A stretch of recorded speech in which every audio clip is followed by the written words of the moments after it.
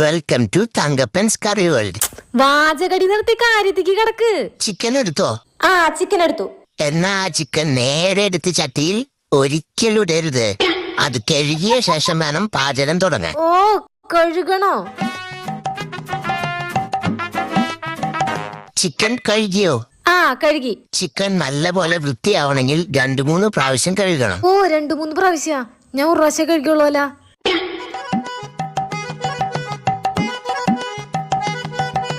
കഴുകിയോ?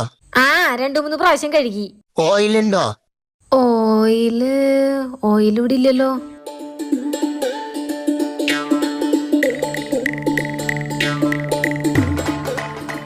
അമ്മ ഓയിലില്ലേ? ഓയില് തീർന്നു. ഓ അപ്പൊ കടയിൽ പോയി വാങ്ങേണ്ടി വരുമല്ലോ.